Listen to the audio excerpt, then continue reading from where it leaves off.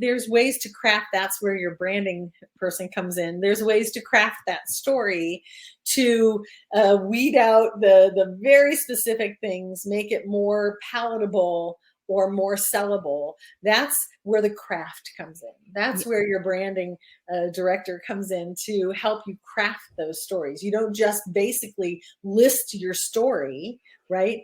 Somebody has to think about where's the point, what applies to the brand, how can we utilize that section of it, how do we show that in the about, on the website, in the marketing, on the social medias, like all those things. So it's simple, but it's not.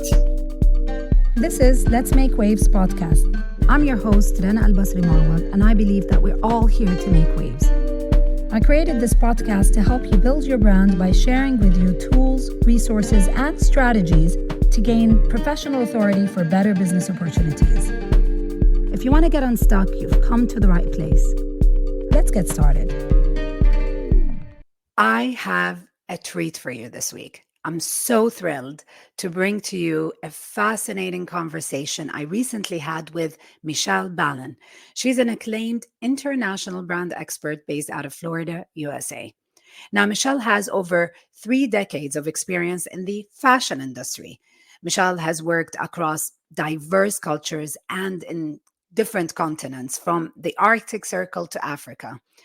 What I love about Michelle is her unique perspective, honed during her 15 years as an American expat living in Europe, which brings a wealth of insight into the intricate world of branding. Now, during our conversation, Michelle shares her belief that there's no size-fits-all solution when it comes to branding. Instead, she emphasizes the importance of a personalized approach that considers factors such as culture, community, and diversity, of course. Now, whether you are a new entrepreneur or a seasoned business owner, Michelle's expertise in this episode will offer invaluable lessons for anyone who is navigating this world of branding and marketing. I won't keep you waiting any longer. Let's dive into the highlights of our discussion, my discussion with Michelle, and I really hope that you enjoy the episode this week. Michelle, there's something on your website I absolutely loved. I wanna ask you about it. Okay. You said, and I quote, one thing I've learned from working with luxury brands is finding the right fit. This is important. This is how I feel about branding for business. I believe in a couture style approach rather than a cookie cutter formula. Everyone's business is unique. Like the designers in high fashion houses, translating an idea into the right fit is an art. This is what I emulate and create for my clients. I love this, and I love how you kind of address this cookie cutter formulas out there. Right. Why are the cookie cutter formulas detrimental for anybody who wants to build a brand? Because people want to make money quick. And they think that if they can make a formula and roll it out to as many people as possible, they'll just make a lot of money. And that is why it doesn't work. It's like if someone does buy into it, they probably get something which is very unsatisfying and very not them. And then the next time they're burned and they take more time and when they're choosing a coach or whatever. But these quick fix, just follow these 10 steps, whether you are a manufacturing company, whether you're a coaching company, whether you're a jewelry producing company, whether you're a spa, it doesn't make any sense. How can you apply the same exact steps to all these different businesses? So what you're saying is that there are some fundamentals in brand, Sure. but the fundamentals are just a small part of what exactly a particular business would need to build. Yeah. So back in the day when there was couture, and there was a reason why fashion had that, was you would go to a fashion show and you would say, oh, I like number 3. And so they would take number 3 and they would measure you and then make it and then fit number 3 to you so that the shoulders fit correctly, that the arm length was correct. And then we went into the attitude of RTW, which is ready to wear. There's your cookie cutter. The cookie cutter is you have to go to the rack, pull something off the rack and put it on and it fits. It never will, because no one is exactly the same. Their bodies are different. So it's the same for businesses. It's like we need to go back to the day where you went to the couture fashion show, chose number 3 or number 5 or 17, and then we make it to see if it fits you and your body or your brand. Your brand and your body are the same thing, right? Yeah, that's true. So that's the thing I have about cookie cutters and applying the exact same method to everyone. There are steps, obviously. Every jacket has an opening, has 2 places for arms, has a closing, has a collar or no collar, So yes, there are specific things. We're not reinventing the wheel here. There are some normal specifics that are involved. Yeah. But how they're approached, it's different. If you're living in the Arctic Circle, you need wool. And if you're living Exactly. in Africa, you want linen, right? So, and I do kind of preface everything towards fashion, because that is the many, many years of experience that I have. Not that I'm limited to fashion. Yes, of course. And what's really nice that you're giving it, the example of fashion is that it makes sense. You're kind of simplifying the idea to make sense. So based on this, and because we want to demystify, building a brand, what would you say is the main heartbeat of a brand? Let's start from the heart and then we'll go to the rest of the body. Sure. So a perfect example is what I just did. I made a story. I didn't give you some technical method of doing something. I gave you a story that stuck in your brain that made it easy to understand. And so the heartbeat of any brand is the story. So it's not the mission statement. It's not part of it. That's part of the story. That's part of it. Okay. Yeah, that's fair. So the story is why you, why now? So this whole why question, which is your vision statement, your mission statement, your niche, your call to action, what are you really selling, that kind of thing. That's the heart. Because without that, we don't know which direction to go. Like what I think is always so interesting, no matter who I work with, like, first of all, when they meet me, like, oh, no, look at my website. I haven't changed it in 10 years. You're like, okay, well, great. But the thing is, I'll say, well, what do you really sell? And we're all selling something, but if you are selling a solution to a problem, you are much more accepted immediately into somebody's life, as opposed to, let me sell you this great product deal because I have 30 years, I have an MBA, blah, blah. I have all this pedigree behind me, which I do not have an MBA, by the way. I'm very unique. Don't ask questions. Yes, you are. But the thing is, it's this whole, the heart of it is the story, and the story involves the about, the mission, the thing. And like, once that's all figured out, and that's like step 1, and that's what people don't understand when they're like, oh, branding expert, so you do logos and websites and the color, and it's like, that's like steps 8, 9, 10. The most important thing to nail down first is, can I swear on this? Is WTF? Like, what are you doing? Right? Like, what are you doing? What is the purpose? What's the why? Why are we here? What are you selling and how?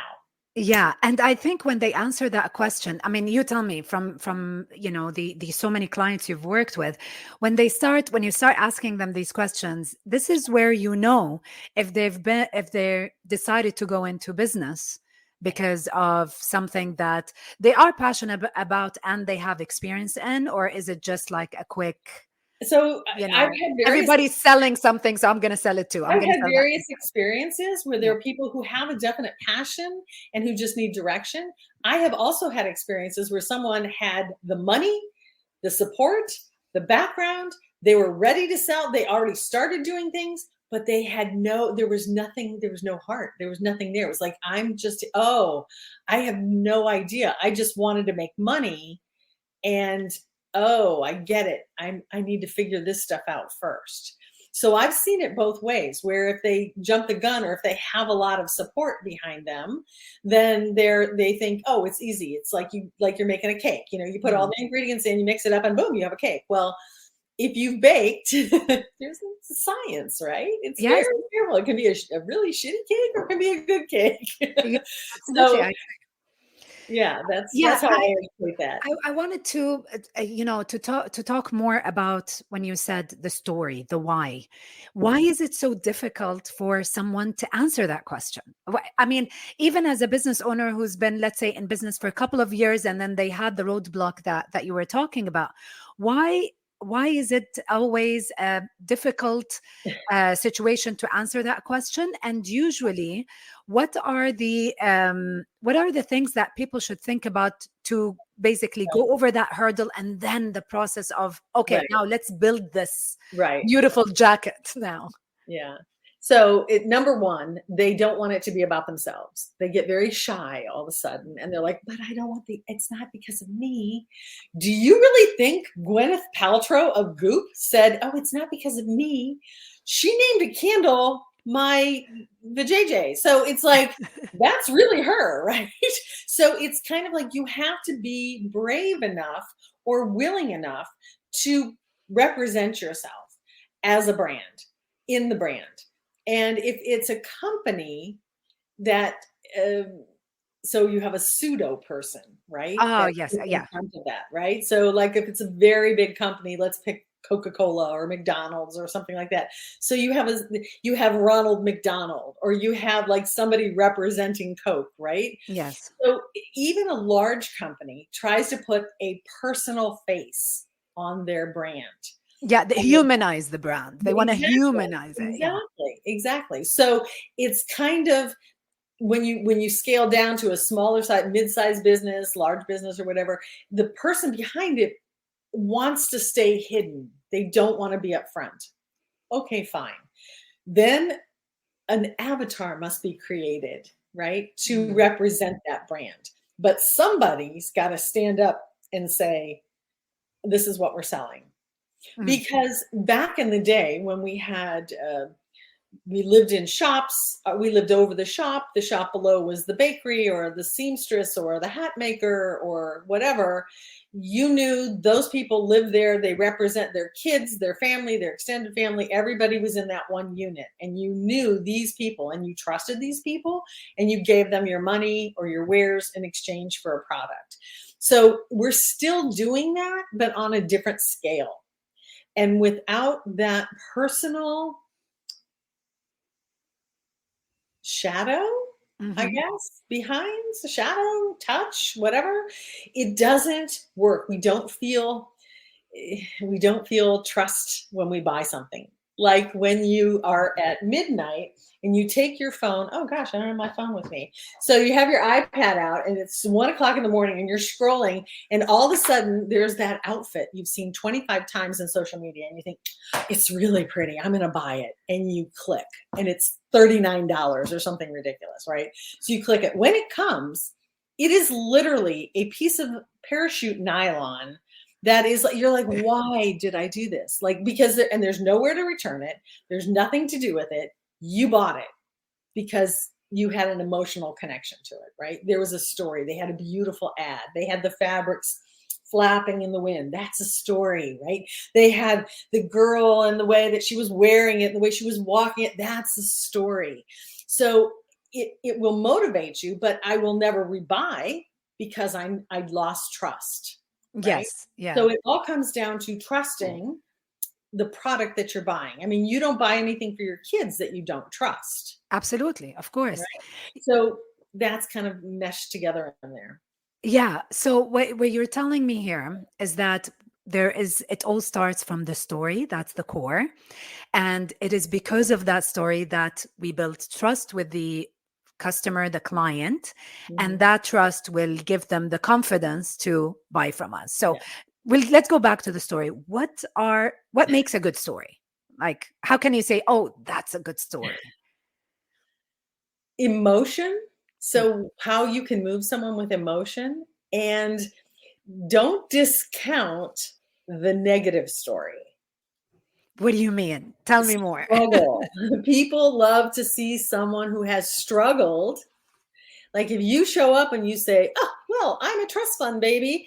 I got 10 million to start this business. I'm really involved. I really approve of this. I think it's great. It's sustainable. It's this and that. And everyone goes, oh, that's nice.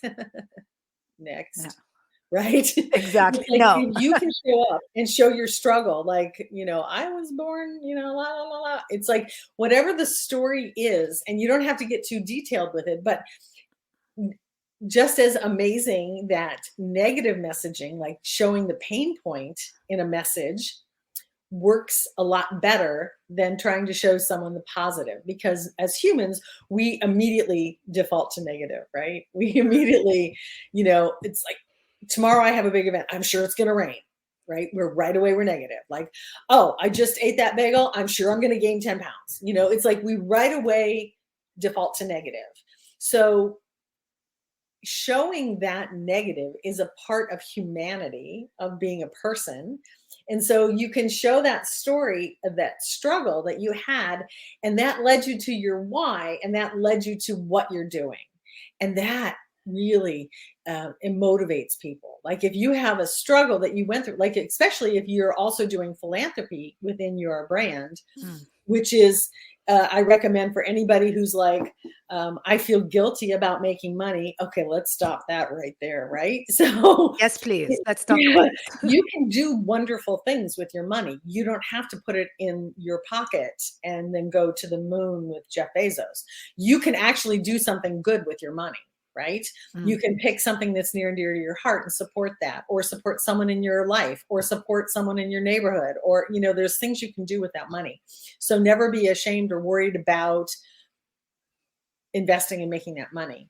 When you have this negative message, right, which is, are you not sleeping at night? Wow, what a great post to have show up at 1 o'clock in the morning, right? Because every single person is like, yep, that's me. Yeah. And you could sell all those sleep aids at that time. You could sell like sheets, you could sell candles, you could sell, like there's so many things you can do, because we all have the same issues, right? We're all the same. We all just want to have a cup of coffee in the morning and then go home, watch TV, put your feet up. Yeah, like, every single person on earth just wants to do that. There's no difference. So that negative message of how, are you handling, do you have a flat tire, or like things like that stop people in their tracks better than be prepared not to have a flat tire by always having Jim Dandy in the car, or whatever, right? It's more of direct negative, not messaging, but a negative spin on what you're saying. It's like, what's the pain? What's the pain point you're trying to solve, right? Yeah. And pain is negative. And if you're a business owner who didn't struggle for the pain that you're selling, the solution to the pain that you don't have to look too far for the struggle. Exactly. Yeah. It's not like you have to say like, I chopped my way through the woods and then became whatever. It's like there's ways to craft. That's where your branding person comes in. There's ways to craft that story to weed out the very specific things, make it more palatable or more sellable. That's where the craft comes in. That's where your branding director comes in to help you craft those stories. You don't just basically list your story, right? Somebody has to think about where's the point? What applies to the brand? How can we utilize that section of it? How do we show that in the about, on the website, in the marketing, on the social medias, like all those things. So it's simple, but it's not. Yeah. Right? And if a person is not very articulate in terms of, writing or saying. Second languages. Like I lived in Europe for a long time. I speak German, but do not ask me to write. Of course, now it's easier with all the AI stuff and everything. But when you have to express yourself in a second language, which I fully understand because I lived it, I did not learn as a child this language. I learned it in my 30s. So when people say they can't learn anymore, that's garbage. Of course you can. So it's kind of like when you've been in another place that you are, you're in a situation you want to order and you can't talk to the waitress and tell her what you want or ask something, or that's very frustrating. So how do you learn? Like if you're trying to express, especially if you're a business in another country, not only do you have to learn how to express your story for you, but you have to express that story in the culture that you're selling, right? Because every culture is different. I can use Germany as an example. Like if I'm teaching someone about speaking, and I'm telling the German to come to America to do a speech, I'm going to tell them to smile with teeth a lot. If I'm teaching an American to speak in Germany, I'm going to say, please do not smile. Because they think that's right. Yeah. It's like it's not that they're not serious. It's not a serious point. It's a cultural feeling. So you have to understand the culture that you're selling to. You have to understand the culture, what the culture norms are. Like think about brands. Like when you really are working on a big brand, right? You have to make a cultural decision. What is this name in the top 10 languages? What are the symbols we're using in the top 10 countries? Like you have to I really look at these things because there's always those stories of like you did something and then in Chinese it turns out that you're telling them very offensive or something like that. Very nasty, right? So it's like if you are going to do international business, you also have to consider, well, how am I going to do that? Well, if the culture is like this is the European continent, this is the American content, this is the Asian content, like you have to then culturalize the marketing for those countries. When I worked in fashion and the brand that I worked for, we did this giant photo shoot, and she did it. She had like this military kind of like red jacket with gold braiding and stuff, and it was like in front of a steam train in the winter with snow. And I have customers in Australia, right? And I'm like, here's your ad for Vogue Australia, and they're like, it's not winter here. It's like we will look ridiculous if we put this ad in here now. It's spring. Like, how can you give me a winter ad and it's spring? So it's like, in the American was like, no, sorry, that's your ad for this month. You got to do it. It's like, no. No, exactly. Please no. Please no. So it's just simple things like that if people don't even think about. Like, we do have a hemisphere, right? And when you turn it, it's the hemisphere, you have to be considerate of what's happening in different places. And that's what's so wonderful about the world we live in, because two things can be true at the same time. You can have summer happening and you can have winter happening at the same time. Right? And that's what people don't understand. You can have light and you can have dark at the same time, because sometimes it's night and sometimes it's day happening at the same time. So it's a beautiful example of the yin and yang that we always have to look at, because when one thing is true, the other thing can be true as well. True. Okay, so Michelle, so we started with the story. We started with the concept of this is the heartbeat of your brand, your story. And the story is a little bit much more than you know, it is actually about the pain point. It is actually about, we're not even talking the product or the service yet. Not even yet. Not even there yet. So it's all about understanding a particular pain point. Maybe if there was a personal experience in it, let's talk about that as well, because it kind of validates that this thing is existent. If there isn't any personal, I'm just like recapping, if there isn't any personal experience, then I'm sure there's a lot of examples out there in the market that made you think of this brand idea. Now, is it from this the core, which again is the story, is where the next step for any business to start thinking about, okay, so if that is my story, then my mission, and this is where the mission is to, and then you kind of take that out of the story, Extrapolate that. or Exactly. You can does the extrapolate mission that. doesn't work, like it's something that is in a different silos from. Right. So mission vision statements. So I'm highly allergic to corporate speak. Yeah. So when I see these mission statements that are like, and they have like 10, 15 letter words in them, and it's like about value, blah, blah. It's like nobody talks like that.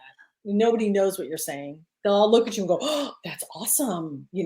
It's not true. And that's kind of I'm the truth teller. I am the direct one. I will look at it and I'll go, what does that mean? And they'll be like, well, I'm like, go ahead, explain it to me in like 5 words. And they can't, because it means nothing. They've collected a bunch of corporate speak words, mixed them in a nice combination, and put that up as the mission statement because it sounds very noble. So I'm about finding that truth point and trying to discover how to express that. So when they have all of these things, there's usually an aha moment, right? Once they've gone through this process and we've gone through the stories, and we find, and because it will definitely start to show you a direction. Like, it's amazing, the direction. It's really amazing. It happens magically because you're talking about it so much. Nobody spends any time talking about this stuff because they're all like, productivity. What did we make today? We didn't make anything. We're creating an idea. A brand is an idea. You cannot make a brand. You have to create it. And just like a baby takes 9 months to create, like all the parts don't zap on at one time, they grow individually. And you're doing the same thing with a brand, right? So you want to create the atmosphere for the proper growth of this brand. Then the mission and the vision will come out of that. It might not have anything to do with where they started. They'll all of a sudden find, oh, you know what? It's really in our heart to do this for our customer. We want to be the one that provides them the best widget that can unlock whatever, right? So it's a growth process, and the information comes out of the creative process. And just like a baby, we'll birth it in like you have to slow. And that's the other thing. Like, I slow things down. People want to go boom, boom, boom, boom, boom. It's like, if you don't slow it down, you miss the growth. You can push forward. Sure. You want an emergency brand? We can do that in 5 minutes. It's going to look like, and it's not going to last, and it's not going to be effective. The longer you give yourself to create the right brand, and I hate to throw this in there, brands are not static.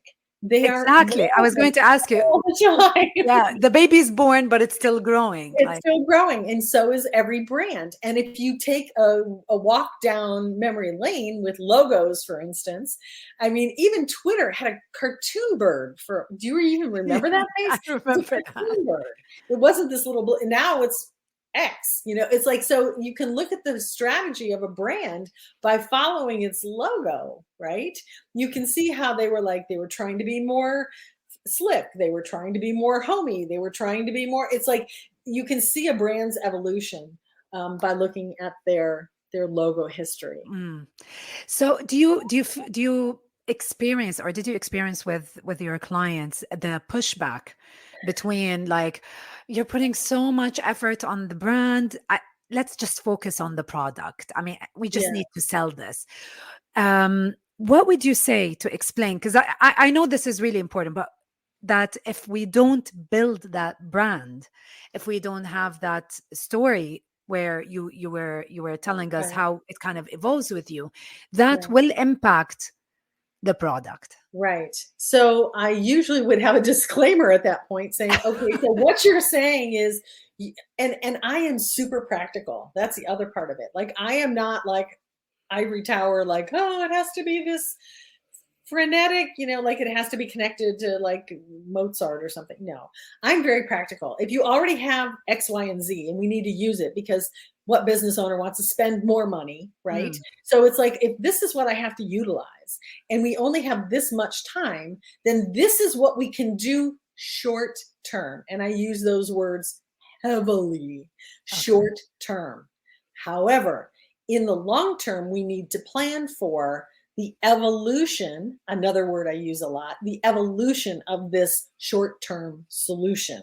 I can get you, I can put the fire out, I can dig you out of the hole, but if you would like to have a nice sustainable home to live in, we Yes, need and a to do the work. sustainable business that will grow. Yeah. Exactly. We need to do the work. We Right. need to do the work. Yeah. So here we are. We have a great brand story. Mm. And for the longest time, one of the things that was out there was like, oh, when you're talking about a brand, you spoke about this in the beginning. Oh, you're talking about the brand, it's the logo. Yeah. So how does this baby evolve, or how does the concept as we're cooking, the mission comes out, and it's a process. There's a strategy behind it. Then we go into the visuals of that story. Like how do we evolve to the visuals of the story? What's the strategy behind something like that? What would you say? Okay. Okay. So usually when you're working on the logo, Mm, it also involves colors and it also involves fonts. So it involves what I call the image situation. Like, what is your image view? So is it vintage? Is it rustic? Is it classy? Is it luxury? Is it, am I talking about like a gingham curtains blowing in the wind with the daffodils in the background, or am I talking about a black website with gold embossed on it? Okay, so here's a brand that I am not connected with. This is not an ad. Look up lastcrumb.com. okay. They sell cookies for $140 a dozen. Wow. Why? It comes in a very nice, because they can. It comes in a very nice black box. The flavors are amazing, but their branding is so unique. So April Fools, they put out an ad on April 1st for $12,000 for a box of cookies. There was like one or two people that were smart enough to put April Fool in the coupon box, just thought of it, and got the cookies for like $90. Wow. So it's like there's so many things that you can do. They are a ultra luxury brand, but very radical, right? They're Mhm. hostile. They're hostile cookie makers. They're kids in sweats and they're not fancy at all, but they have this amazing product that they're selling. And the clients are very well to put that price You bracket. get 6 cookies for $90. Think of how many like people are buying it just because if you have $90, you'll buy it, right? It's like, if it's only $90, you spend $90 on, whatever. Yeah. So it is lastcrumb.com. Go check them out. I'd love to give them a bump. I think they're brilliant. I think they're Oh my brilliant. I God. like that. So that is a super unique. You can go in there. There's a product that someone is selling. They made up a story. Sometimes the stories don't have to be true 100%. You can budge them a lot, right? But there's some core of it that's true, Mm. right? Something And inspirational, you mean? yeah, Something that okay. exactly. And then you can go forward on that, and like it's $140 for a dozen cookies. Unbelievable. Oh, But the flavors are amazing, and they're big cookies, and they're like there's everything good about them. Like I'm sure you feel very satisfied when you eat your $15 cookie. But here in Boca, so we have these new brands all the time, and there's like this cookie store, and one cookie is like $9. wow. One Yeah. chocolate chip cookie, and it's like filled or some garbage like that. I don't know. It like makes your teeth hurt when you eat it. It's so sweet. Like you can take a bite of it. But Okay. it's like $9, $10. It's like, so there you have it. They're just adding shipping, it's in the pretty box. That's amazing. So what you're saying is that the story would do you like are you telling us that when you put that brand story, the Yeah. whole strategy, Yeah. it will help you actually Yeah. humanize when you're building the image Yeah, or the visual of absolutely. the So yeah, exactly. So what did they do? They set on black boxes. So they have black as their as their main signature color. And then they have like a smiley face that have X's for eyes. And that's basically their whole thing. So their image thing. So every once in a while, the kids will show, I call them kids. They're probably 40, right? They'll show up in their hoodies and their t-shirts, and they'll be very, radical and stuff. But then you'll have all this other slick branding. It's very, what's the word I want? I don't want the word radical. It's Avant-garde? it's grittier than that. Mm. It's grittier than that.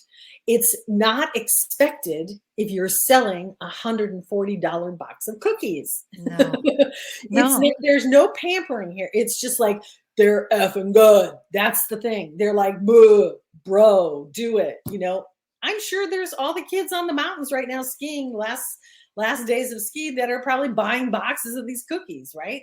Because it's cool. That's why we're not buying, excuse me, first world problems. We're not buying things because we're hungry.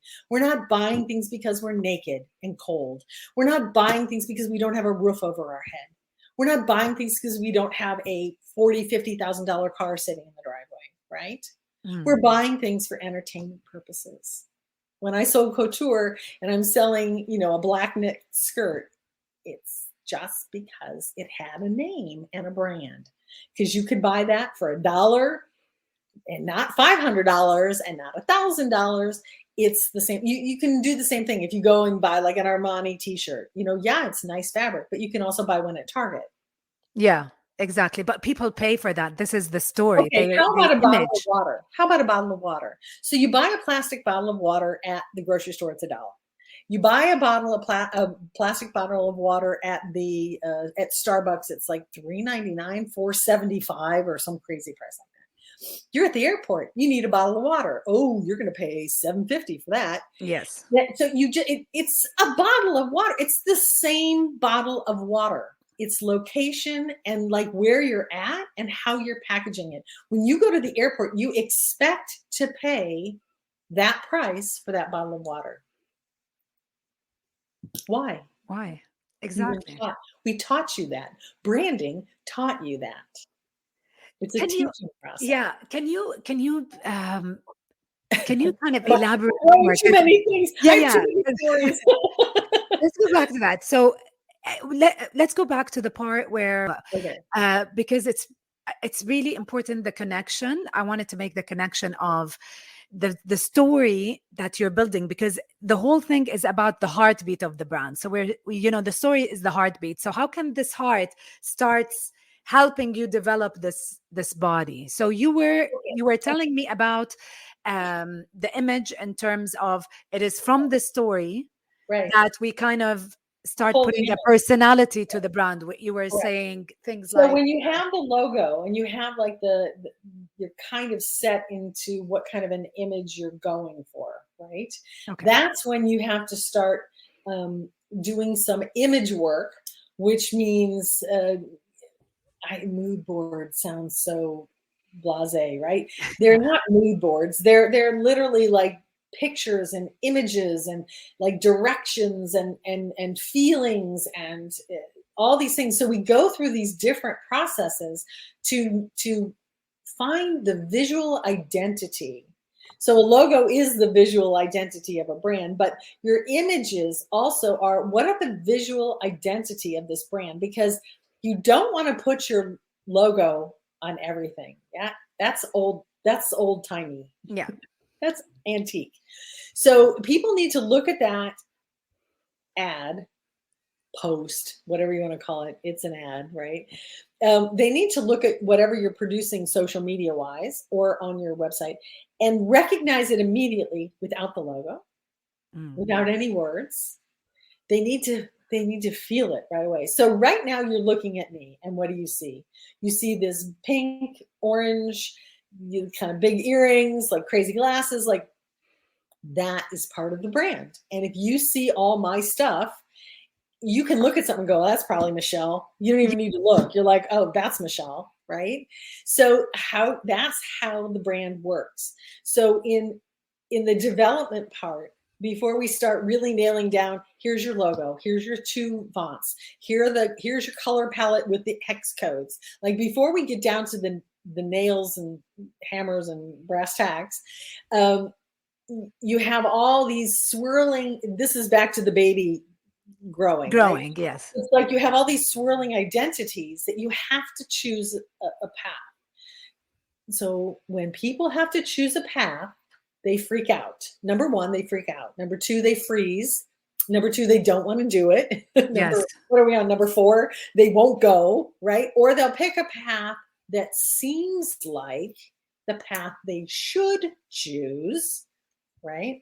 Financial advisors, for example, love them to death.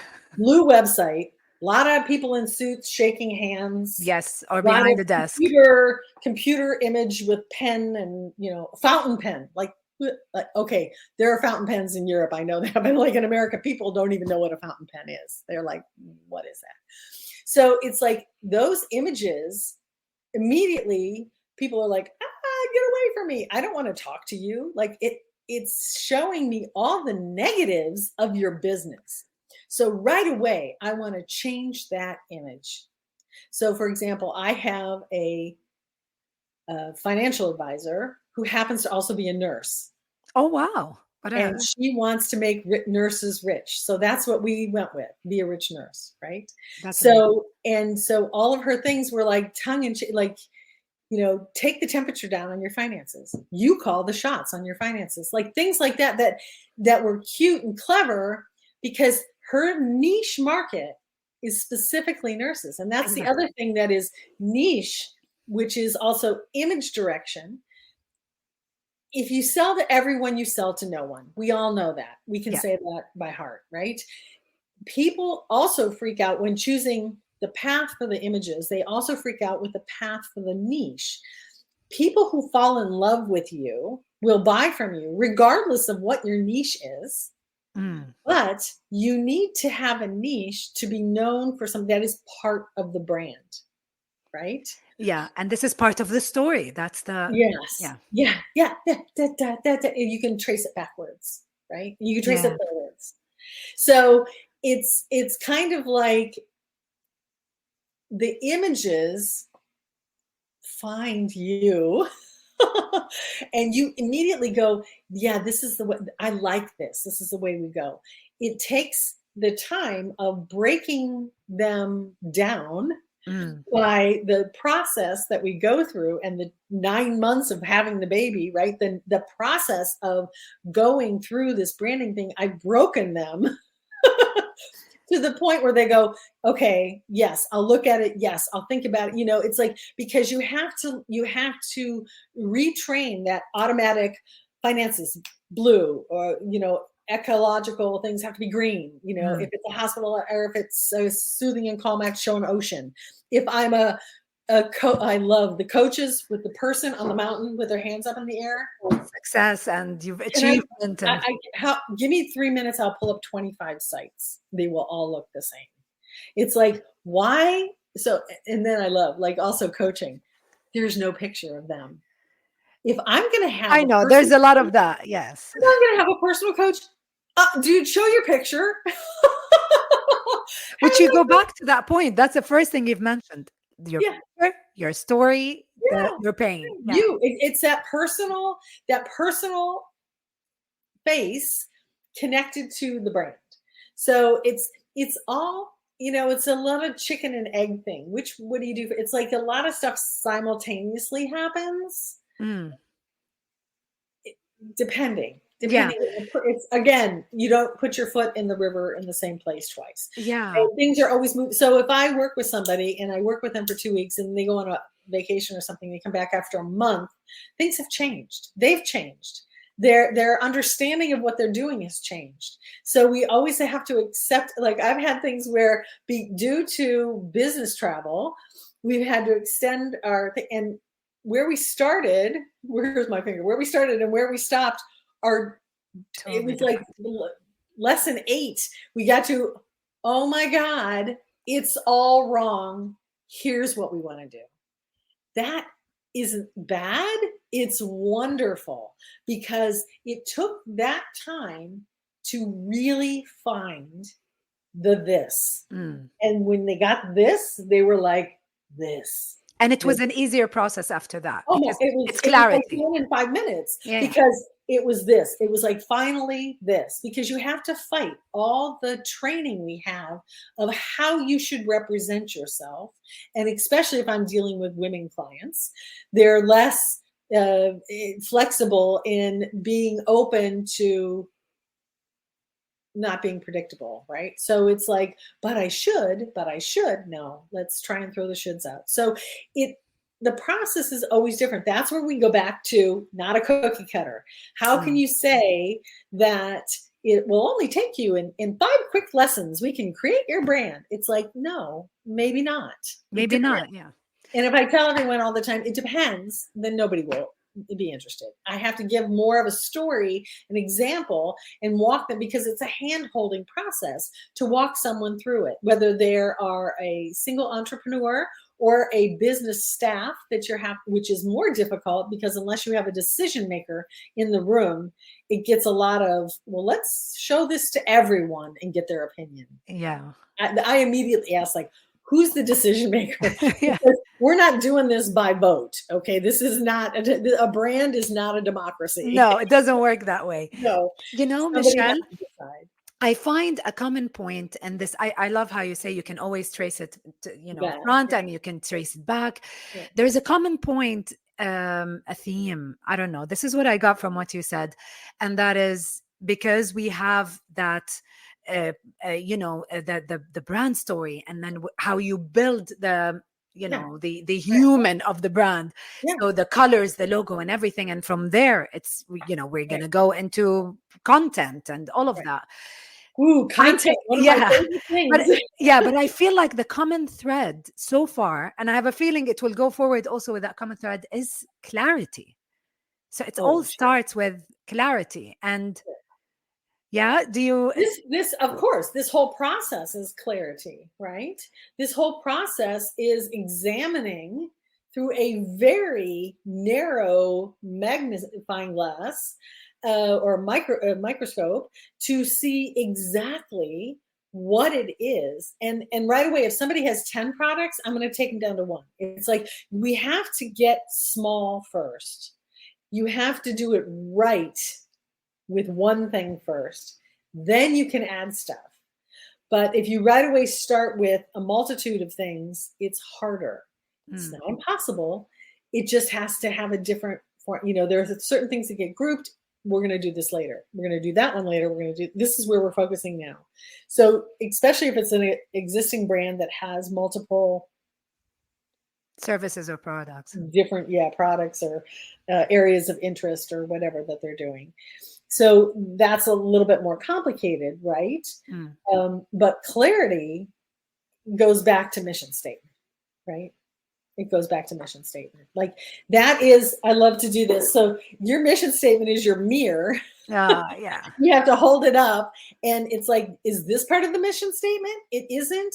Okay, then we're not doing it. It's like, it's literally, if it doesn't fit in these parameters, I put it in something called the evolve file. There are no bad ideas. They're just ideas for later. So any idea that you have for your business, perfect, excellent. Never throw it away. Put it in a notebook. It's not something that we have to incorporate or act on immediately. Because we all, like, especially if you're someone who's really creative and you have, and then we could do this, and then we could do this, and we could do that. And like, yes. Don't ever stop someone when they're spitting ideas. Just record them and be like, put them in the folder. And this is really good. We'll save that for next year. Right. Yeah. And it's like that, but I want to do it now. It's like, okay, the foundation is not there. Can you drive with one foot on the gas and one foot on the brake at the same time? You can't. You can only do one thing. So pick, do you want to stop or do you want to go? So if you want to go, we go with one foot. So we pick one way. It's the only way. Yeah. Anyway, and that's the thing. It's not like it has to be one space. It can be anything. There are no wrong decisions. There are no wrong ways. They're just different paths at different times. I agree. I agree. And I think the clarity would also help. I mean, you gave the example of women entrepreneurs. It will help to steer away from the stereotype. The finance person who is sitting in the suit with the pictures, the images, and the shaking hands, the clarity will help you to kind of put the visual thing in a very different way, basically an attractive Well, and don't forget, the internet has evolved, right? way. So if Yes. I go back to in 2005, when I came back to the United States, the internet was a very specific way. Mm. And we would write our abouts, even though we were solopreneurs, we would write, we can help you. Our staff is ready to accompany, la, la, la, la, la. We made it sound like we were 10 people because it still was not permitted or trusted to have one person doing things. Evolution happened. Yeah. COVID happened, where now people can show up on a call in their pajamas. Like I am wearing sweatpants, I will admit. Right? So it's like we have evolved to the point where if I see an about page of like a speaker or a keynote speaker and she's got the blue suit and the like, and it's all this corporate speak on there, and then you have her about, which is like in the third person. It's not even her talking, it's the third person, like, oh, and she won her awards for blah blah blah, and you're like, yeah, whatever. There's nothing. It's dated. Mm. It's not how we communicate now, right? And it's not how we choose or represent ourselves.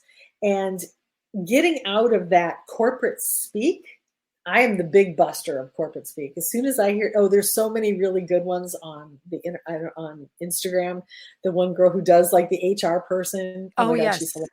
Yes. She is Hilarious. hilarious. So it's like, it's funny because people still talk like that, right? They still act like, they still have these corporate lines of garbage they spew.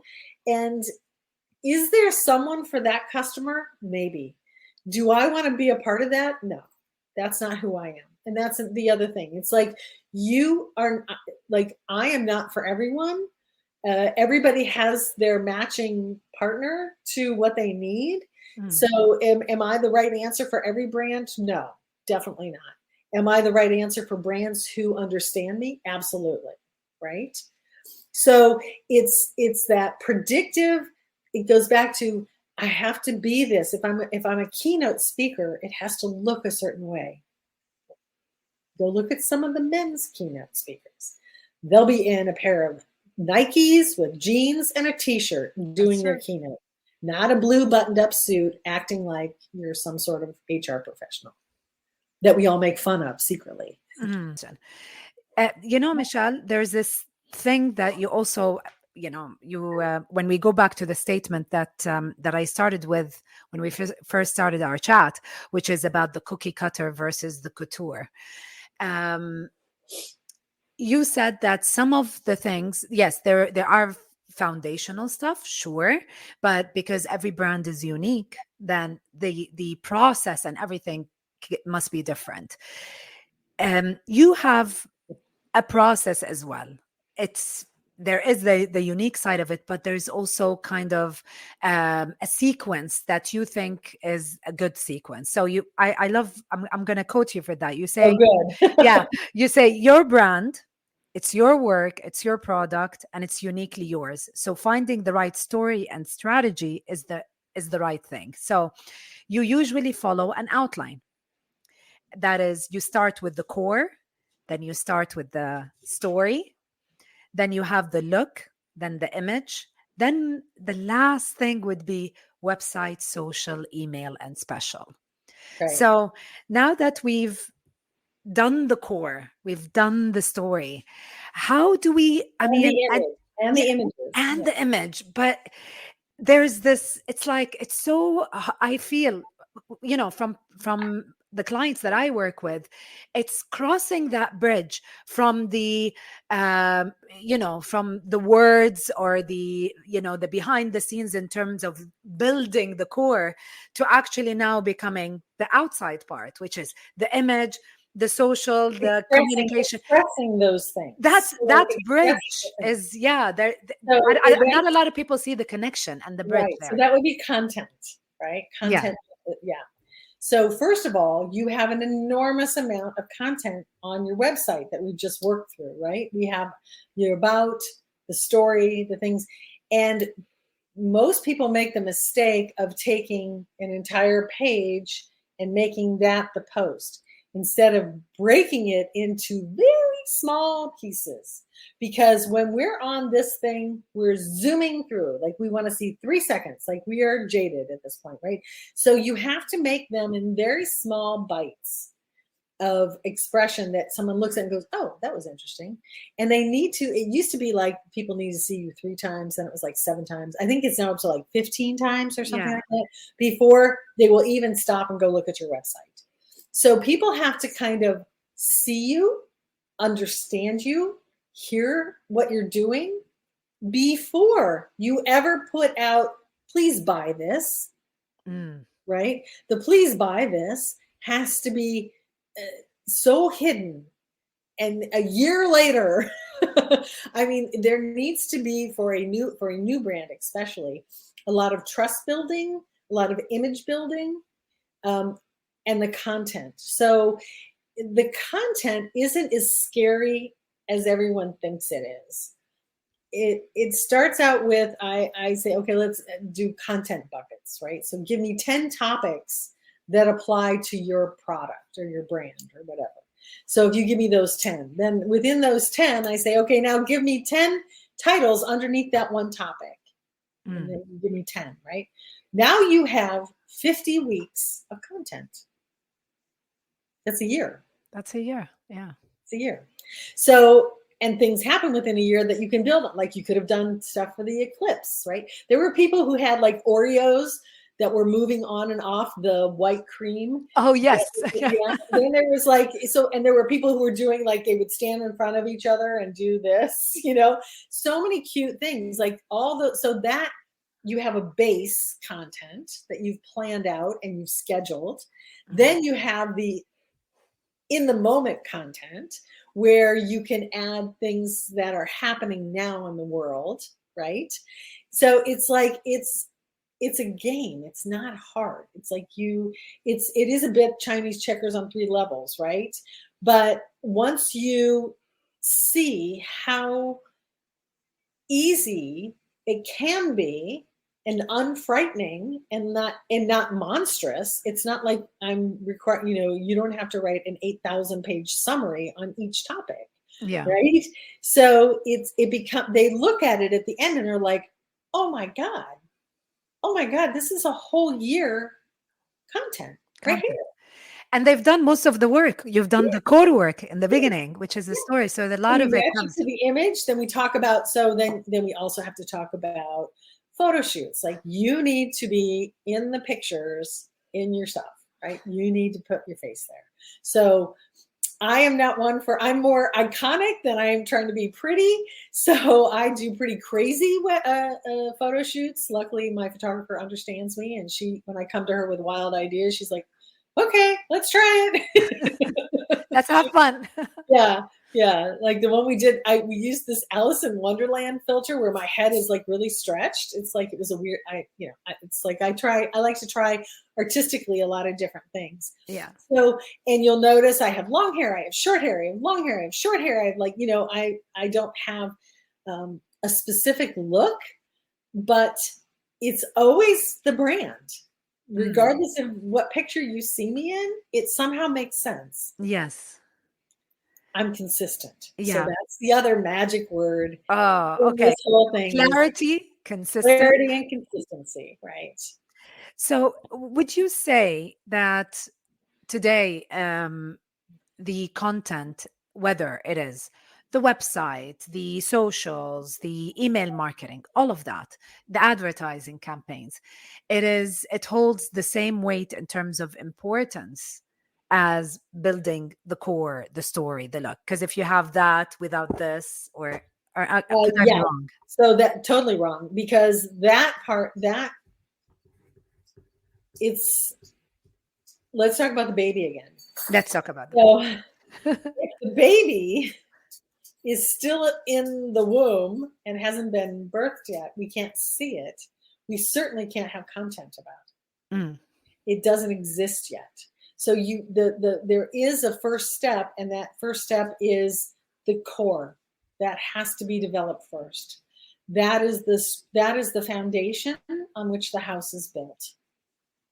So social is advertising, marketing, I don't care what you want to call it, content, all of those things where you're putting it out into the world, you have to already have something to put out there. So if you don't have the fleshed out baby, Yeah. you are putting out parts. You're putting out an arm, you're putting out a leg, you're putting out, like, it's not going to make any sense. You can do a lot of things. Whether it's effective or not is the other question. Yeah. So you can do all these other things in other ways. You're wasting your time and your energy and maybe money if you're not doing it. If you're doing it yourself, it's still somebody's paying. You're paying your own time. So it's a little cart before the horse thing. It's like, yeah, sure, we could do that, but why would you? You have to figure this part out first, because it will change how you're representing it when you want to explain it to the world. Yeah. So it's more of the how can I say it? As you said, it's the cart before the horse, but the cart is important, the horse is important. So they're both important. Yeah. Okay. Okay, you have a cart, and if you don't have a horse pulling it, exactly. What's the point? Know about it. So once you have the cart, then you need the horse to move it forward. So it's like all that outward movement, website, ads, social media, email marketing, product days, or whatever, that's the horse that's moving you forward. But you have to have the cart, the core. The cart. I'm sorry. Yeah, absolutely. Yeah. You know, Michelle, here's a question. So I'm so full of stories, right? Yeah, of course.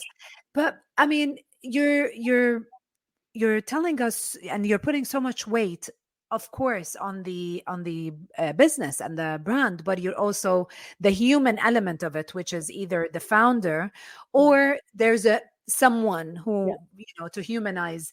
There is that human element, which is also as important from what you've been telling us. So do you think that this means that while you're building your company's brand, you should also build your personal brand, or do they come together?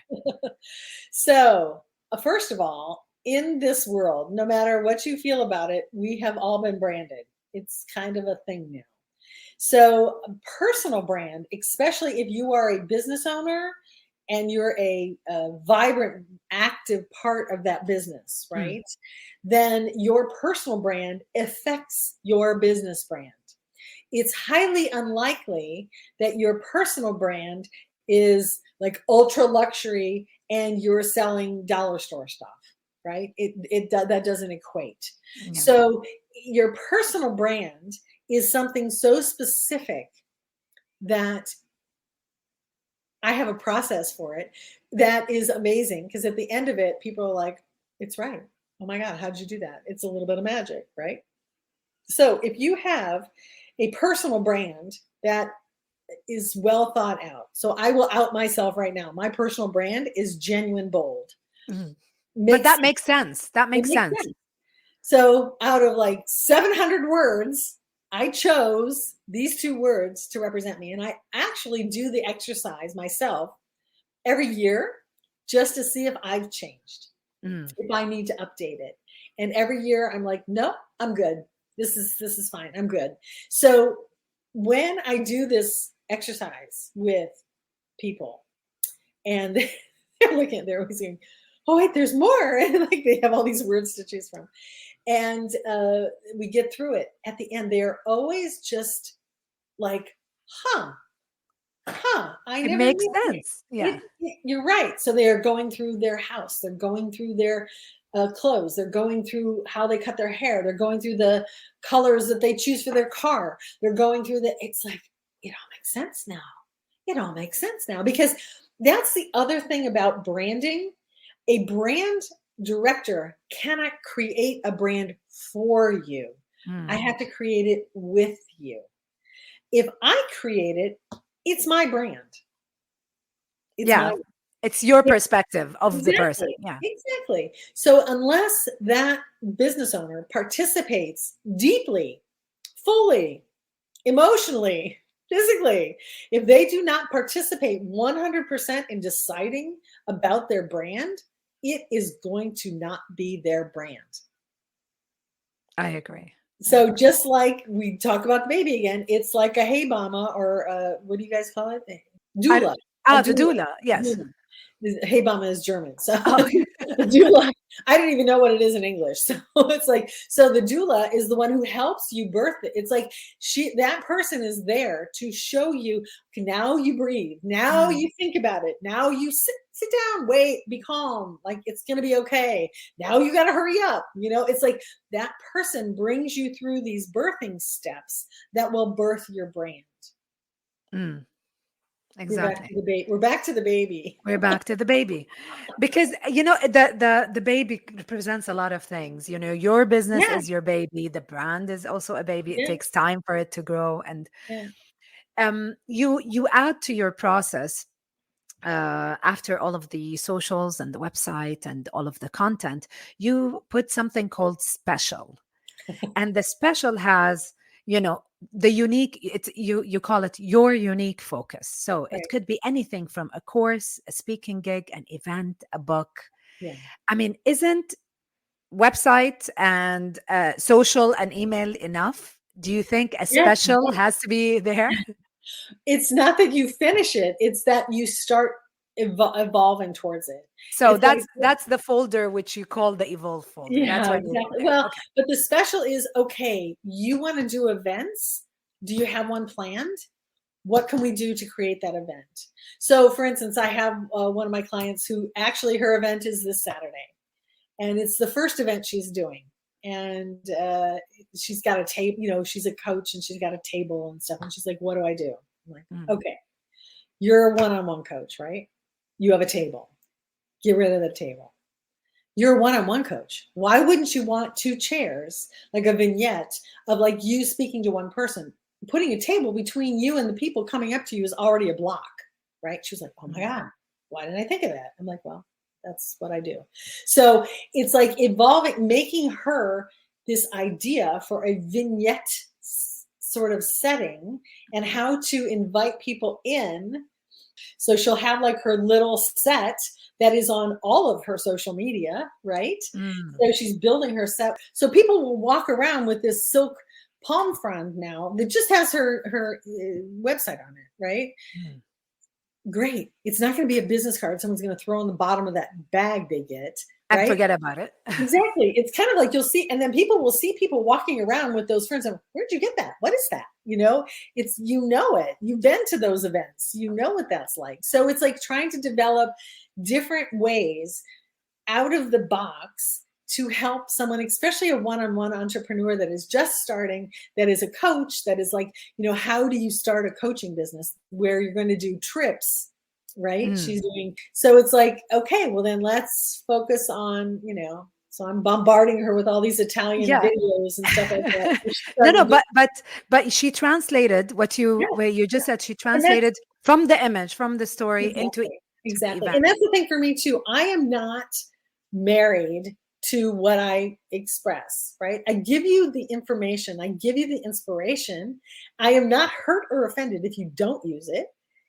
It's to help you expand and help you to provide. And I'm always looking for it. Like all of my clients eventually get an Instagram message or something from me. And I'm like, you should be trying this. Why don't you do something like this? It's like, it's from my family. My dad, so my grandfather used to take newspaper clippings, there were 7 children, so, and everybody worked at the company. He would put their initials, and then they would pass this article around, and they had to check off after they've read The the article. article and give it back to him, that he made sure everybody read that article.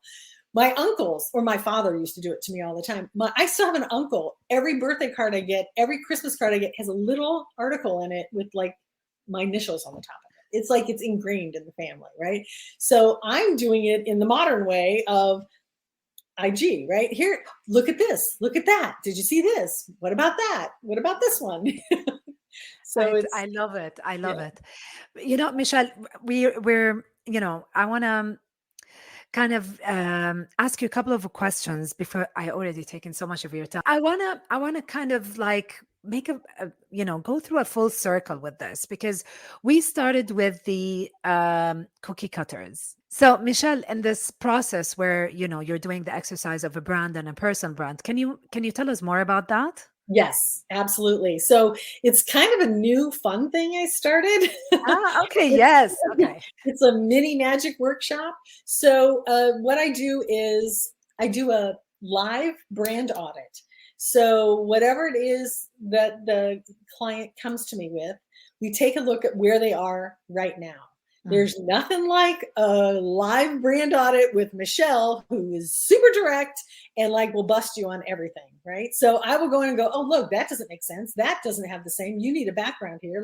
So it's really great because you get a very quick, thorough brand audit, which Mm. is, oh my God, that's awesome, right?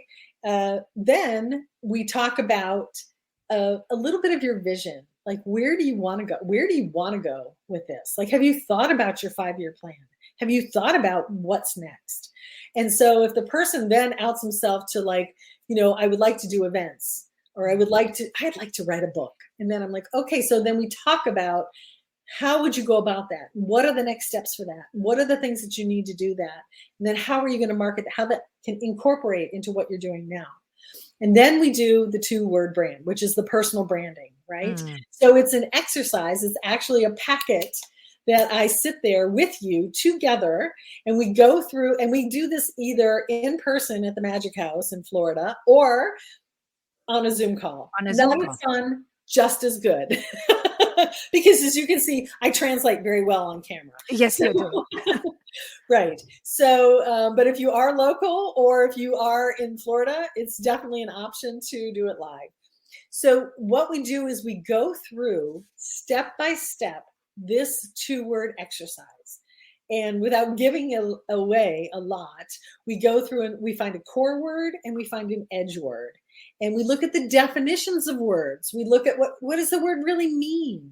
Are there any other things that express you? And so when you go through this process of somebody being like, okay, now out of that group of words, choose 5. And you're like, no, that's like impossible. And you sit down and you do it. Like we talk about, well, this and this are kind of the same. So pick one. And this and Mm. this, that doesn't really seem like you, right? That's like aspirational. Yeah, it is. Okay, let's get rid of that. So it's a step-by-step working through till we get to the end where you have the 2-word brand. Like I said, mine is genuine bold. I would love to do it with you sometime. Please. So And now I don't know if I have like you 2 do. words. You There's have it. Don't one. worry. You have it. Don't worry. Yeah. So, Okay. yes, yes. So when you get through all of this at the end, they have their 2-word brand. And I have had clients who are, I would say, very savvy and very into it. And they're like, oh my God, this is awesome. And I have clients who are very aloof and a little bit relaxed. And they're like, wow, that's really true. Like I have had all kinds of examples, but it always deeply gets them to the point where this is really who I am. Yes. Like, yeah, you chose it. I didn't make you choose it. You chose it. We went there together. It's a path, but you come down to it. So I do this before. So then you have this mini workshop. It's 3 Yes. hours. Okay. And you have this.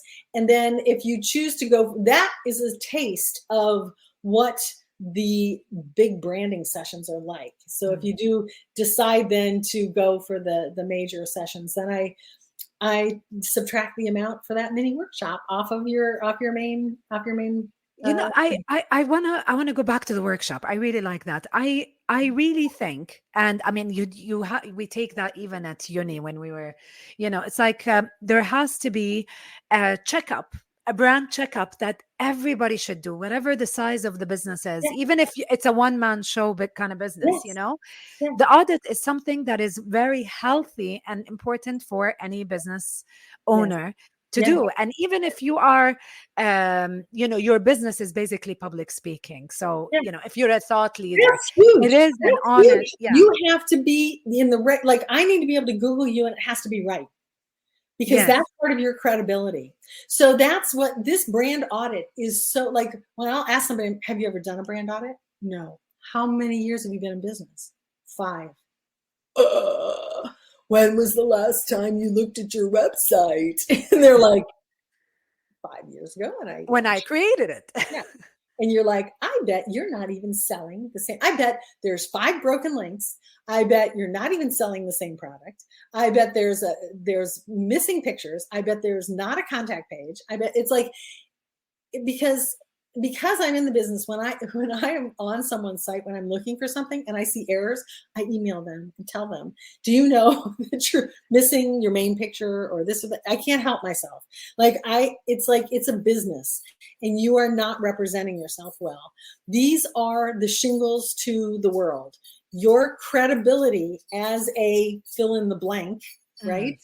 Whatever you are, your credibility is tied together with your digital presence. You might have a building with your name on it. Maybe you still have a digital presence that has to equal whatever you got in the real world. And this digital world is the real world. Have you tried the VR headsets yet? No. They're like $5,000, $4,000. No. I guess they're like, it's like something in Star Trek. It's just, okay. it's I'm like not even interested. but that's where we're going, between Yeah. AI and all these things. Like I am excited about the future. I am excited for these new tools. Can they be used for evil? Everything can be used for evil. Of course, yeah. But I'm excited by the opportunities and by the changes that are going to happen from this. I mean, COVID just ticked us over into a VR age. I don't know what we're going to call this age, the AI age, which is really funny because in German it's K-I, but I is pronounced E, so it's K-I. K-I. So when I talk to people and they're like, she's like, I'm like, did you do AI yet? She's like, K-I? And I was like, AI? K-I? She's like, yeah, K-I, K-I. But here's a question. Since you opened the topic of AI. the new digital thing, will that replace, or do you think it's going to be something not replace, but something that is the great tool to build your brand? Because everybody's like, there's chat GPT and everything, and I've used it, and I mean I admit it helps a lot. It saves you time when you're researching everything. But it doesn't have my voice as much as I prompted. It's still garbage in, garbage out. So it Yeah. still depends on what prompt you give it and what tone you ask it. And you have to train it to speak in your tone. Yeah. It's right now, it's a remedial product, right? It's someday it can do other things. Right now, it can be a great help. It can be a great help. Yeah, it saves time. Yeah, it saves you time. It can be a great help filling out those content buckets, right? Yes. So you can utilize AI for a lot of things, but you are still prompting it. You are still giving it the kernel of truth that you want it to work with. I love that. I love that. Can we go back to the exercises that you do in the audit? Because the audit just blew my mind. Okay. I love this, and it's a very doable audit because it's a 3-hour workshop. I mean, we can do that. That's what this was. This is like a stepping stone to give you a mini impression of what it's like to work on your brand, to work within the session, and then like you fall in love and you're like, okay, sign me up. Yeah, exactly. No, but it's a session that is important enough that it should be done. As we said, it's a checkup that somebody has to do at least every 18 months or something like that. But what I really like about this is how the audit goes from the vision and the mission and the story, but then it kind of takes you through the exercise of the two-word brand. And I feel like when you were talking and then I know your two-word brand, I feel like just by knowing the two-word brand, a lot of things become easy. Like if I'm writing something for my podcast, I have the two-word brand, you Yeah, know? yeah. I go back to, it's the mirror that you hold up, right? Oh, It's the yes. mirror that you hold up. What we're going to do, Rena, there. There you go. It's the mirror that we hold up that says, is this the brand? Is Mm. this the brand? Yes. Yay. Go forward. Is this the brand? No. Put it away. Put it in your evolve file. When is it time to open that evolve fire? When Like after you've ticked you will what? know it. You will know. You're looking for a new idea. You're looking for a new inspiration. You open the evolve file, whether it's digital or physical. You can also get yourself a pretty box and throw pictures in it or something. I mean, like you can make that evolve file anything you want it, but it is a Urspring. It's a fountain of inspiration. You get to a point you're like, oh, I need an idea. So you open up the evolve file and you start going through all the, I guarantee you get through halfway and you already know what you want to do. Mm. It might be something not even in the evolve file, but something's snapped and you got the idea. So it's a way to hold on to those ideas, right? Hold on to all the ideas, because that's the thing that freaks people out the most. Well, what if I don't, I'll lose it. It's like, no, don't lose it. Just put it here. It's not gone. It's there forever, right? Put it in the cloud and you have it. You have it. When you Yeah, need it's it, like if you need an idea or you're ready for something more, your business has reached to a level, your but brand. writers do this too, where they keep all these little ideas for characters and things like that in a way, and then when they're stuck, they can pull them out and just start reading them and be like, oh, okay, there's an idea. We think that ideas are, okay, here's another thing. We think ideas are linear. So I have another thing called the idea hurricane. Okay, tell me more. Yeah, so you also get to do, and I should have mentioned, you also get to do an idea hurricane at the mini workshop. So an Okay. idea hurricane is a little bit different way of making a list for a specific project. Mm. If you are like most people, you make a list, like I have a list, right? It's linear. I draw lines through it when it's done. And it hurts because I can't do one below. I have to do the next thing on the list. And if I don't want to, I'm sort of paralyzed until tomorrow when I can rewrite the list in a different order. That's true. It Releasing happens. myself from the pain of that one point, and I can put it further down so that I don't have to deal with it.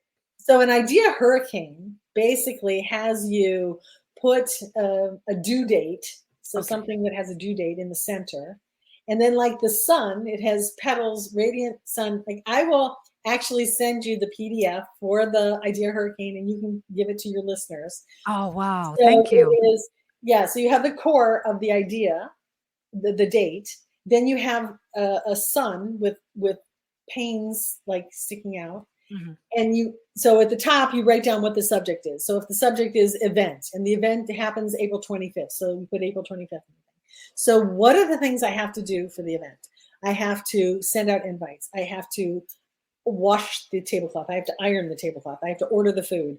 I have to get the results from the invitations. I have to buy decorations. I have to buy flowers. I have to clean the house. So you go through each one of these sections of the sun, right? And put down the things. And as you're done, you can color in the different things that you've done. So it almost becomes an artwork because you're coloring in. I always have to make it pretty. So you're coloring in the pieces that are done. And if you're only half done, so color in halfway, right? So, and if you're like, oh, I forgot, and there's no more spaces. So you divide a line in between and you make it so it's like there'll be thin lines, there'll be thick lines, there'll be different. So you put down all the things that are involved by this date, and it frees you from thinking linearly. Yeah, linearly. Yeah, there you go. I'm not going to try it again. So it forces you to like be open. And you're like, well, I could do that. Okay. Well, I could do that. It lets you be free. It lets you be free. So this idea hurricane is also something that we do at the Magic House, but I'll give it to you guys for free. Oh my God, thank you so much. I can't wait. I want to do that because that is an amazing way when you're um working on, on especially in your Yeah, outline, which is the website and the social and everything. yeah. And sometimes you're like, I need to work on the website, I need to update that page, but it's more fun, Right. to do something for But if you TikTok. have to, right, you have to work on the page, but you're going to need information from something else, and that's not going to be until Wednesday. So it's like, what else could I do? I could go in and fix my background on LinkedIn. That's Yes. easy, right? That's fun. So it's like, it gives you the freedom of doing this. So you can have more than one. So that what we do at the Magic House is I have brown craft paper that I put on the dining room table, and we draw them very big on the table. And you'll see some, if you go to my website, you'll see some pictures of the idea hurricane happening in real time. I post it sometimes on Instagram as well. Yeah. But it is like the one client I did with three, she had three things going, like three major things going on. So we did three different ones. So we roll up the paper at the end, and she took it and put it up in her office at home. Like, it's kind of it's just a different, I mean, you've seen mind mapping before, and I'm Yes. always struggling with lists. And that kind of happened. That was a happy accident of how we created it and started using it. And it is so good. I really like. I mean, everybody who's listening or watching know we're friends, so I know your style and type, your Yeah. way of work, approach to work, and what I really love about this is that, and I'm going to be really honest, okay? When I have a discovery call or I talk to a potential client, most of them fear working with a brand strategist, a branding coach, anything to do with branding and communication and Yeah. marketing. And they fear it because it is just, other than it's complex, they don't understand it. It's something where they cannot touch. They don't see the full picture. They cannot touch it. And a lot of things are mysterious for them, and they don't get the relation of how this would impact their business, their image, everything. Mhm. But what I really like about your approach is that it is actually fun. I mean, all of your information will be in the show notes. Yeah. And thank you again for the idea hurricane. We'll definitely put a link to that, and your website, and also you can find Michelle on Instagram. But your approach, other than being bold, is that it is also an approach which is, It's also um, genuine. It's it's also it's genuine. yeah, it's genuine, and it's attainable. Like, Yeah. you make it attainable for the people who work with you, because the process is fun, but not fun in a, it's fun Well, in the sense that it makes sense. right. So let's bring it back Yeah. to couture, right? Yes, please. Being at the fashion show, choosing number three. I want number three. And of course, the model that is modeling number three is a size 0, and she looks fabulous. And I picked that outfit. I don't know if you can tell, I'm not a size 0. So they have to now make this for me, right? Mm. And that process, they don't embarrass the customer because she can't fit into the size 0. They want to sell that $5,000 outfit. So they're like, to suit you, this is what we're going to do to make this personally you. We're going to change the hemline. We're going to change the bust line. We're going to change the, and this will be more suited to you. And that's what I do. It's like, I'm not there to tell someone they're wrong. All the things that you've already done with your brand or wherever you're at.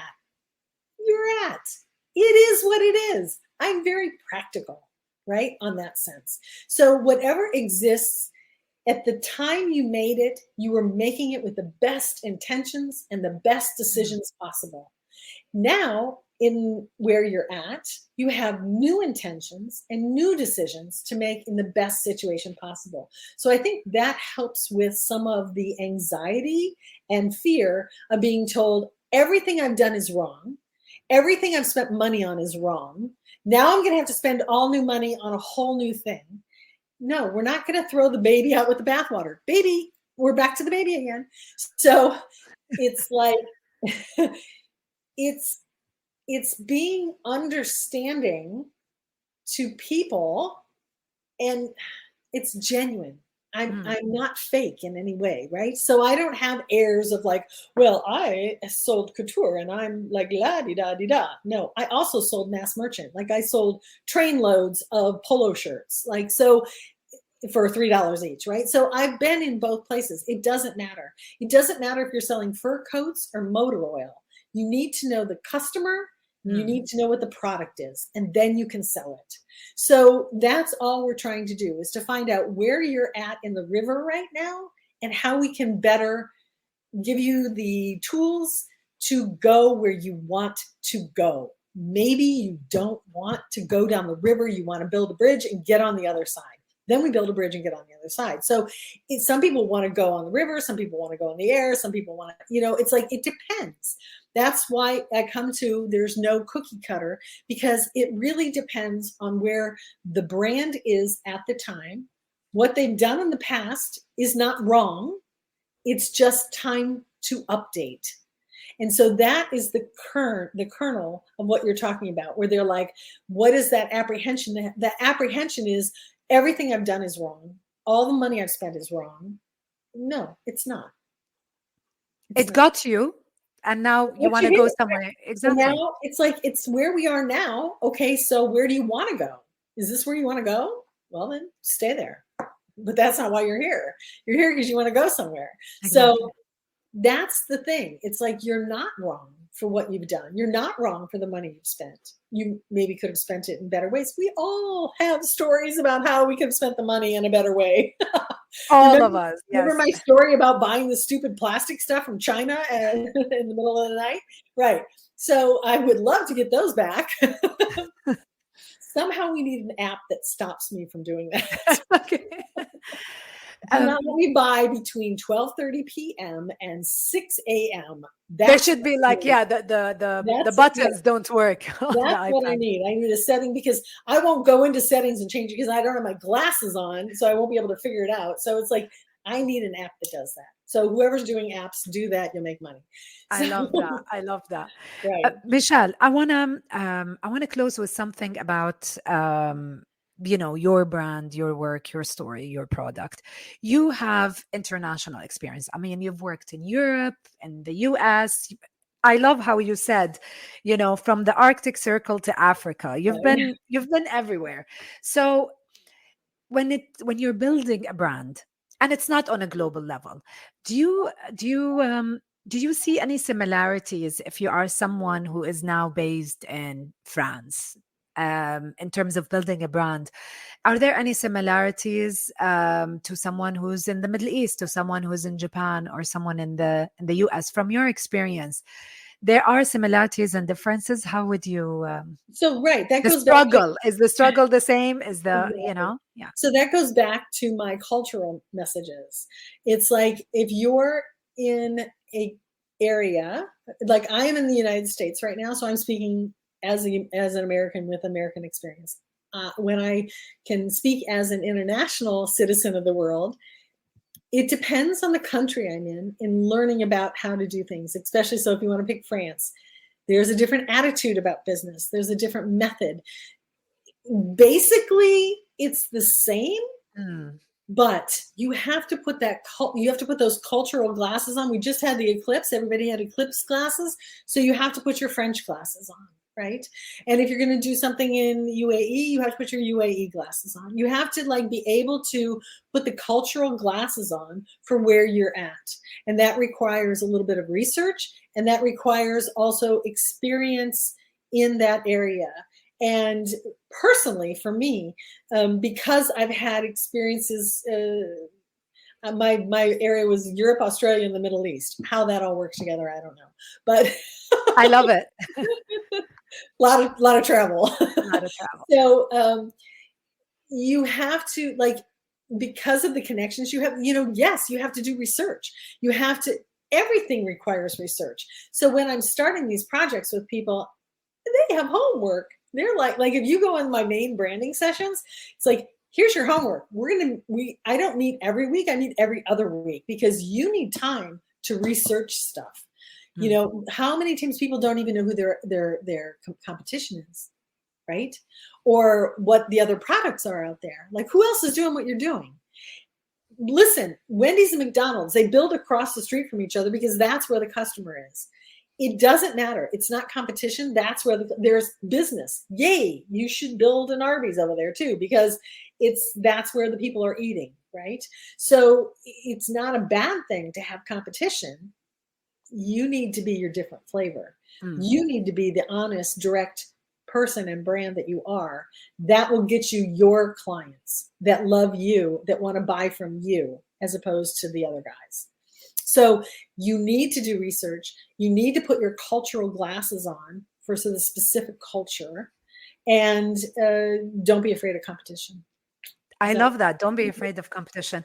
And at the end, it kind of sums it up. You go back to the heartbeat of the brand. It's a story. Yeah. It's a story. Yeah.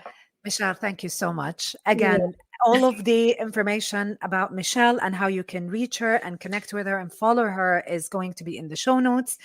Thank you once again for sharing with us Idea Hurricane. I'm gonna be the first one. I love it. Thank you so much. Okay. And thank you so much for your time and for just guiding us on this really fun and enlightening journey about the importance of and not following the cookie cutter. Right, exactly. And I'm very passionate about branding. I think it's fun. I'm an Aries, so I like new things. So people are like, why do you do that? Well, because I get to put on all these different brands. Like, I become that brand. I become like a chameleon, and I think what this brand is doing. So, and then the next day I have a different brand, and the next day I have a different brand. So yes, I'm doing the same thing over and over again, but it's so radically different, and it's with different people, and they have different objectives, and they have different energies, right? I think energy is another point that you have to bring into this. It's like you have to have an empathetic way of accepting what people are saying. Liaison is a word that I always used in my resumes back in the day, right? When we had resumes, I've always been a liaison of some sort, of bringing two groups together and explaining what one group needs to the other group. And so basically that's still what I'm doing, right? Is I'm still communicating one idea from someone to another, what they're doing and how that affects them. So brand liaison, that was for a while. Instead of brand director, I was like brand liaison, but nobody can spell it. So yeah. Let's be specific. Yeah, words important. Thank you so much. I am opening the Evolve file. I'm going to create an Evolve file on my Dropbox. So a keyword brand. I'd love to do that with you. I would love that. Love that. Michelle, thank you so much for your time. And I hope I'll have you again and we can discuss more in detail other stuff. But thank you so much for today's interview. Take care. Bye. Sadly, I have to wrap up my conversation with Michelle. I do hope that you found her insights as enlightening as I did. Now, in a nutshell, we explored the importance of finding the perfect fit in branding, emphasizing that a couture style approach over a cookie cutter formula to achieve unique outcomes for businesses of all sizes. Now, I love how Michelle shed light on the significance of storytelling when it comes to branding, underscoring its role as the heartbeat of a brand. If you'd like to connect with Michelle or learn more about her mini magic workshop, the Live Brand Audit, be sure to check out the links in the show notes.